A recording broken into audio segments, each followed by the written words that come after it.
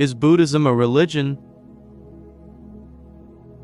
It is neither a religion, in the sense in which that word is commonly understood, for it is not a system of faith and worship owing any allegiance to a supernatural being. Buddhism does not demand blind faith from its adherents. Here mere belief is dethroned and is substituted by confidence based on knowledge, which, in Pāli, is known as Sutta. The confidence placed by a follower on the Buddha is like that of a sick person in a noted physician or a student in his teacher.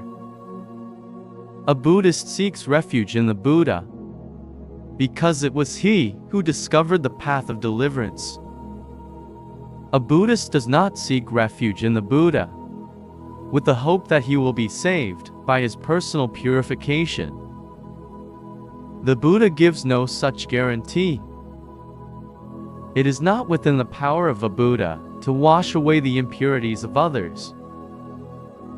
One could neither purify nor defile another. The Buddha, as teacher, instructs us, but we ourselves are directly responsible for our purification.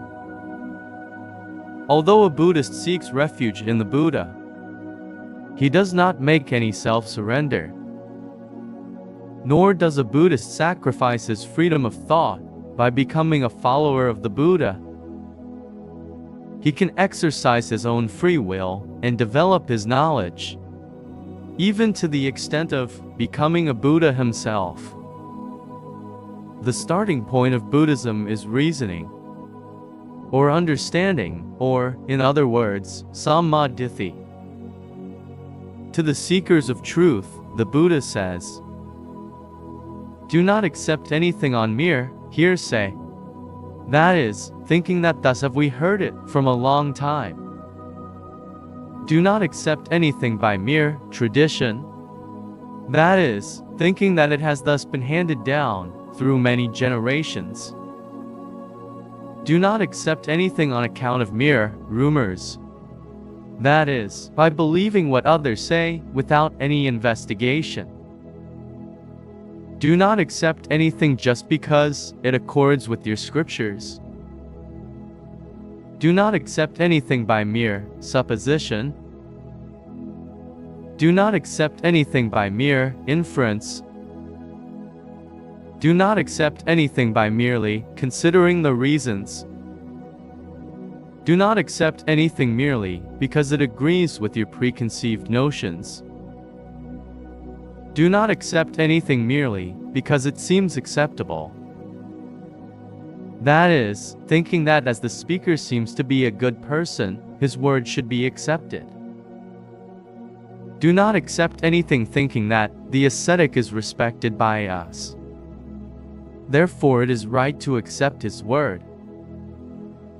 But when you know for yourselves, these things are immoral, these things are blameworthy, these things are censured by the wise, these things, when performed and undertaken, conduce to ruin and sorrow, then indeed do you reject them.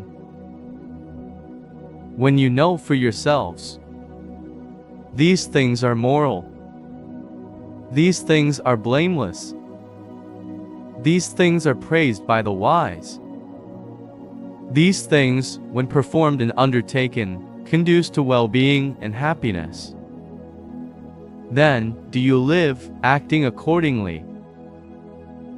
These inspiring words of the Buddha still retain their original force and freshness. Though there is no blind faith, one might argue whether there is no worshipping of images, etc., in Buddhism. Buddhists do not worship an image expecting worldly or spiritual favors, but pay their reverence to what it represents. An understanding Buddhist, in offering flowers and incense to an image, designedly makes himself feel that he is in the presence of the living Buddha, and thereby gains inspiration from his noble personality. and breathes deep his boundless compassion. He tries to follow his noble example.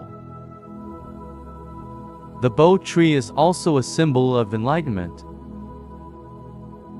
These external objects of reverence are not absolutely necessary, but they are useful as they tend to concentrate one's attention. An intellectual person could dispense with them, as he could easily focus his attention and visualize the Buddha. For our own good and out of gratitude, we pay such external respect. But what the Buddha expects from his disciples is not so much obeisance as the actual observance of his teachings. The Buddha says, "He honors me best who practices my teaching best. He who sees the Dhamma sees me." With regard to images, however, Count Kaiserling remarks, "I see nothing more grand in this world than the image of the Buddha. It is an absolutely perfect embodiment of spirituality in the visible domain." Furthermore, it must be mentioned that there are no petitional or intercessory prayers in Buddhism. However much we may pray to the Buddha, we cannot be saved. The Buddha does not grant favors to those who pray to him. Instead of petitional prayers, there is meditation that leads to self-control, purification, and enlightenment. Meditation is neither a silent reverie nor keeping the mind blank. It is an active striving. It serves as a tonic, both to the heart and the mind. The Buddha not only speaks of the futility of offering prayers, but also disparages a slave mentality. A Buddhist should not pray to be saved, but should rely on himself and win his freedom. Prayers take the character of private communications, selfish bargaining with God. It seeks for objects of earthly ambitions and inflames the sense of self. Meditation, on the other hand, is self-change. Sri Radhakrishnan. In Buddhism, there is not, as in most other religions, an almighty God to be obeyed and feared. The Buddha does not believe in a cosmic potentate, omniscient and omnipresent. In Buddhism, there are no divine revelations or divine messengers. A Buddhist is, therefore, not subservient to any higher supernatural power, which controls his destinies and which arbitrarily rewards and punishes. Since Buddhists do not believe in revelations of a divine being, Buddhism does not claim the monopoly of truth and does not condemn any other religion. But Buddhism recognizes the infinite latent possibilities of man and teaches that man can gain deliverance from suffering by his own efforts, independent of divine help or mediating priests.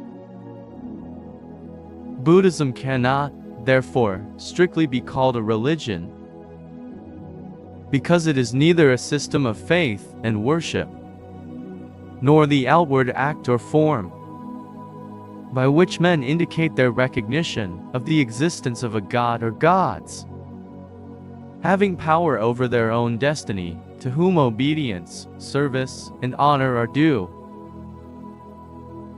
If by religion is meant a teaching which takes a view of life that is more than superficial, a teaching which looks into life and not merely at it, a teaching which furnishes men with a guide to conduct that is in accord with this its in look, a teaching which enables those who give it heed to face life with fortitude and death with serenity. Bhikkhu Silachara, or a system to get rid of the ills of life, then it is certainly a religion of religions.